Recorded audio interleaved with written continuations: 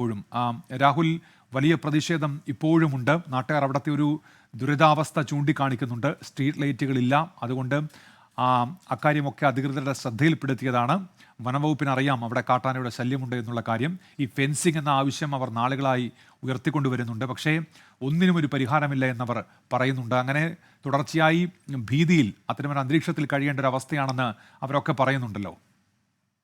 ഉന്മേഷ്, ഈ പ്രതിഷേധത്തിന്റെ അളവ് ഒട്ടും കുറയാൻ യാതൊരു സാധ്യതയില്ല. കാരണം ഈ വനം വകുപ്പിന്റെ ഭാഗത്ത് നിന്ന് ഈ പ്രദേശത്ത് ഈ കാട്ടാന ശല്യം അല്ലെങ്കിൽ വന്യജീവി ശല്യം തടയുന്നതിന് വേണ്ടിയുള്ള യാതൊരു തരത്തിലുള്ള ഇടപെടലും ഉണ്ടായില്ല എന്നാണ് ഈ നാട്ടുകാർ പറയുന്നത്. അതായത് ഇപ്പൊ ഈ അപകടം ഉണ്ടായ സ്ഥലത്ത് ഒരു ഫെൻസിംഗ് ഉണ്ടായിരുന്നെങ്കിൽ ഒരുപക്ഷെ കാട്ടാന ജനവാസ മേഖലയിലേക്ക് ഇറങ്ങില്ലായിരുന്നു, ഈ എൽദോസിന്റെ ജീവൻ നഷ്ടപ്പെടില്ലായിരുന്നു എന്നാണ് നാട്ടുകാർ പറയുന്നത്. അതിനുള്ള സംവിധാനം ഒരുക്കിയില്ല. മാത്രമല്ല, ഈ എൽദോസ് നടന്നു പോയ വഴിയിൽ ഒരു സ്ട്രീറ്റ് ലൈറ്റ് ഉണ്ടായിരുന്നില്ല. അങ്ങനെ ഒരു വെളിച്ച സംവിധാനം അവിടെ ഉണ്ടായിരുന്നെങ്കിൽ ഈ കാട്ടാന നിൽക്കുന്ന ഒരുപക്ഷെ എൽദോസിന് കാണാൻ കഴിയുമായിരുന്നു. അങ്ങനെയെങ്കിൽ ഈ കാട്ടാനയുടെ മുമ്പിൽ പെടാതെ ഓടി രക്ഷപ്പെടാൻ കഴിയുമായിരുന്നു എന്നുള്ളതാണ് നാട്ടുകാർ പറയുന്നത്. ഇതാണ് ഈ പ്രതിഷേധത്തിന് ആക്കം കൂട്ടുന്ന ഏറ്റവും പ്രധാനപ്പെട്ട കാര്യമെന്ന് നമുക്ക് എടുത്തു പറയേണ്ടതുണ്ട്. മാത്രമല്ല, ഈ പ്രദേശത്ത് കഴിഞ്ഞ 6 മാസമായി കാട്ടാന ആക്രമണം വലിയ രൂക്ഷമായിരുന്നു. പലതവണ വനംവകുപ്പിന്റെ ഓഫീസിൽ ഉൾപ്പെടെ ചെന്ന് പരാതി പറഞ്ഞിട്ടും യാതൊരു തരത്തിലുള്ള നടപടിയും ഉണ്ടായില്ല. RRT സംഘങ്ങളെയൊക്കെ നിയോഗിക്കുമെന്ന് പറഞ്ഞിരുന്നെങ്കിലും RRTയുടെ സേവനം അവിടെ കാര്യക്ഷമമായിരുന്നില്ല എന്നുള്ളതാണ് നാട്ടുകാർ പ്രധാനമായും മുന്നോട്ട് വയ്ക്കുന്ന പ്രധാനപ്പെട്ട ഒരു ആക്ഷേപം അല്ലെങ്കിൽ പരാതി എന്ന് പറയുന്നത്. എന്തായാലും ഒരാളുടെ ജീവൻ നഷ്ടപ്പെട്ടതോടുകൂടിയും വലിയ തരത്തിലുള്ള പ്രതിഷേധം അവിടെ രൂപപ്പെട്ടിട്ടുണ്ട്. നിലവിൽ വനംവകുപ്പിന്റെ ഉന്നത ഉദ്യോഗസ്ഥരാരും തന്നെ അവിടെ എത്തിയിട്ടില്ല. ഇപ്പോൾ എബിൻ അവിടെ എത്തിയിട്ടുണ്ട്. എബിൻ ജോസ് അവിടെ തത്സമയം ചേരുന്നുണ്ട്. എബിൻ, നാട്ടുകാരുടെ വലിയ പ്രതിഷേധമാണല്ലോ അല്ലേ അവിടെ? ഉന്മേഷ്, നമ്മൾ ഈ സ്ഥലത്തേക്ക് കുറച്ച് നടക്കാനുണ്ട്. കാരണം വാഹനങ്ങൾ പോകില്ല. ഇങ്ങോട്ട് നടന്നുകൊണ്ടിരിക്കുകയാണ് ഇപ്പോൾ ഈ സംഭവം ഉണ്ടായ സ്ഥലത്തേക്ക്. ആളുകളുടെ വലിയ പ്രതിഷേധമുണ്ട്. കാരണം വലിയ കാട്ടാന ശല്യമുള്ള മേഖലയാണ്. നിരന്തരം ഇവിടുത്തെ ജനങ്ങൾ ഈ ആവശ്യം ഉന്നയിക്കുന്നതാണ്. പക്ഷേ ആളുകൾ നിരന്തരം ഉന്നയിക്കുന്ന ആവശ്യമാണ്. പക്ഷേ ഒരു മനുഷ്യജീവൻ കൂടി നഷ്ടമായിരിക്കുന്നു. അതിൻ്റെ പ്രതിഷേധം ഇവിടുത്തെ ജനങ്ങൾക്കുണ്ട്. കാരണം ഇവർ ഓരോ തവണയും ഇവിടെ കൃഷി നശിപ്പിക്കുമ്പോഴും ആളുകളെ ഉപദ്രവിക്കുമ്പോഴും എല്ലാം തന്നെ പരാതി ഉന്നയിക്കുന്നതാണ്. പക്ഷേ ഇതിനൊന്നും പരിഹാരമായിട്ടില്ല. ഇപ്പോൾ ഒരു മനുഷ്യജീവൻ നഷ്ടമാവുന്ന സാഹചര്യം ഉണ്ടായിട്ടുണ്ട്. ഇവർ നടന്നെത്തിക്കൊള്ളൂ. എബിൻ ജോസ് ഇപ്പോൾ അവിടെ എത്തിയിട്ടുണ്ട്. അവിടെ നിന്ന് തത്സമയം വിവരങ്ങൾ നൽകും. ആ ദൃശ്യങ്ങളിൽ നാട്ടുകാരെ കാണാം. രാത്രിയിൽ വലിയ പ്രതിഷേധം നമ്മൾ കണ്ടതാണ്. അവിടെ സ്ട്രീറ്റ് ലൈറ്റുകളൊന്നുമില്ല. താൽക്കാലികമായിട്ട് അവിടെ ലൈറ്റ് സംവിധാനം ഒരുക്കിയിരിക്കുകയാണ്. ഇവൻ അവിടേക്ക് എത്തുന്നുണ്ട്. റോഡരികിലൊക്കെ ആളുകൾ കൂടി നിൽക്കുന്നുണ്ട്. നേരത്തെ വലിയ പ്രതിഷേധം അവർ ഉയർത്തിയിരുന്നു. അധികൃതരുടെ ശ്രദ്ധയിൽ പലതവണ വിഷയം കൊണ്ടുവന്നതാണ് എന്നവർ പറഞ്ഞിരുന്നു. പക്ഷേ പരിഹാരം ഉണ്ടാകുന്നില്ല എന്നവർ പറഞ്ഞു. ഞങ്ങളുടെ ജീവന് വിലയില്ലേ എന്നുള്ള ചോദ്യം അവിടെ ഉയർന്നു കേട്ടതാണ്. ഈ രാത്രിയിൽ ഒട്ടേറെ ആളുകൾ അവിടെ ഉണ്ട്. നമ്മൾ നേരത്തെ അവിടുത്തെ പഞ്ചായത്ത് അംഗത്തിന്റെ ഉൾപ്പെടെ പ്രതികരണം കേട്ടതാണ്. അത് അവിടെ പ്രതിഷേധം കാണാം. എബിൻ ജോസ് ചേരുന്നുണ്ട്. എബിൻ, പറഞ്ഞോളൂ. എബിൻ,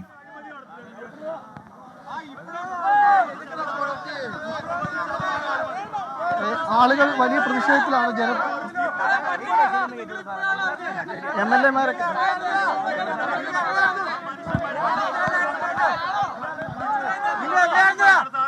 എബിൻ, വലിയ പ്രതിഷേധമുണ്ട്. ഈ മൃതദേഹം അവിടെ നിന്ന് നീക്കാൻ പറഞ്ഞോളൂ. മനുഷ്യരുടെ വലിയ ജനങ്ങളുടെ വലിയ പ്രതിഷേധമുണ്ട്. മനുഷ്യരുടെ വലിയ പ്രതിഷേധമുണ്ട്. ആളുകൾ അതുപോലെ പിണവർകുടി മേഖലയിലൊക്കെ വന്നതാണ്. അപ്പോഴും ആളുകൾ ഇവിടുത്തെ കാട്ടാന ശല്യത്തെ കുറിച്ച്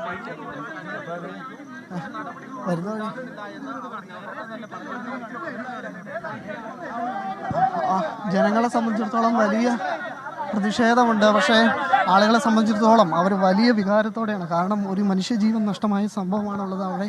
അതുകൊണ്ട് തന്നെ ജനപ്രതിനിധികളടക്കം സ്ഥലത്തുണ്ട്. പക്ഷേ അവരെ ആരെയും എല്ലാവരും ഒരേ പ്രതിഷേധത്തിലാണ്. കാരണം ഈ മനുഷ്യജീവൻ നഷ്ടമായ കാര്യത്തിൽ അവർ വനംവകുപ്പ് ഉദ്യോഗസ്ഥർക്കെതിരെയും അതുപോലെ തന്നെ ബാക്കി എല്ലാ തരത്തിലുമുള്ള പ്രതിഷേധം ഉന്നയിക്കുന്നുണ്ട്. കാരണം ഇവരെ സംബന്ധിച്ചിടത്തോളം നിരന്തരമായി ഇവിടെ ഈ പ്രശ്നമുണ്ടാകുന്നതാണ്.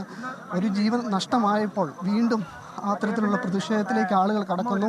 കാരണം അവർ നിരന്തരമായി ഇവിടെ ഈ കാട്ടാന ശല്യത്തിനെതിരെ ഈ കൃഷി നശിപ്പിക്കുന്ന സാഹചര്യമുണ്ട്. അപ്പോൾ ആ സാഹചര്യത്തിൽ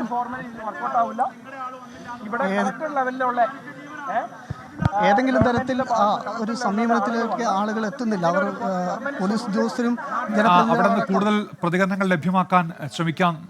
ഇപ്പോൾ അവിടെ പോലീസുണ്ട്, വനംവകുപ്പ് ഉദ്യോഗസ്ഥരൊക്കെ ഉണ്ട്, നാട്ടുകാർ കൂടി നിൽക്കുന്നുണ്ട്. ആനയുടെ ആക്രമണത്തിൽ കൊല്ലപ്പെട്ട എൽദോസ് അദ്ദേഹം ആ കുടുംബത്തിൻ്റെ ഏക അത്താണിയാണ്. അതുകൊണ്ട് തന്നെ വലിയ പ്രതിഷേധം അവിടെ ഉയരുന്നുണ്ട്. ഇപ്പോൾ മൂവാറ്റുപുഴ MLA അദ്ദേഹത്തെ കൂടി അവിടെ കാണാം. നാട്ടുകാരൊക്കെ ഇതുമായി ബന്ധപ്പെട്ട് പ്രതിഷേധം ഉയർത്തുന്നുണ്ട്. അവിടെ നിന്ന് മൃതദേഹം നീക്കാൻ അനുവദിക്കില്ല എന്നവർ പറയുന്നുണ്ട്. വനമന്ത്രി നേരിട്ടെത്തണം എന്നടക്കമുള്ള ആവശ്യങ്ങൾ നേരത്തെ അവർ ഉയർത്തുന്നത് നമ്മൾ കേട്ടതാണ്. വലിയ തോതിലുള്ള പ്രതിഷേധം ഉണ്ടാകുന്നു. ആ നാട്ടിൽ ജീവിക്കാൻ ആവശ്യമായ സാഹചര്യം ഒരുക്കണം എന്നാണ് അവർ പറയുന്നത്. വലിയ പ്രതിഷേധമാണ് ജനങ്ങൾ ഉയർത്തുന്നത്. 6 മാസത്തോളമായി ഇങ്ങനെ ആനയുടെ ശല്യം തുടർച്ചയായി ഉണ്ടാകുന്നുണ്ട്. ഈ ആനയുടെ ശല്യമുണ്ട് എന്നവർ പറയുന്നുണ്ട്. പക്ഷേ കാര്യമായ ഒരു ഇടപെടലും വനംവകുപ്പ് നടത്തിയില്ല എന്നാണ് അവർ ഉയർത്തുന്ന വിമർശനം. മാത്യു കുഴനാടൻ MLA ദൃശ്യങ്ങളിൽ കാണാം. പള്ളി വികാരികൾ അടക്കമുള്ളവർ അവിടെ ഉണ്ട്. പ്രദേശവാസികളുണ്ട്. വന്നുകൊണ്ടിരിക്കുക 8 മണിയോടുകൂടിയാണ് ഈ സംഭവം. കാട്ടാന ചവിട്ടി മെതിച്ചാണ് 42 വയസ്സുള്ള എൽദോസ് എന്ന് പറയുന്ന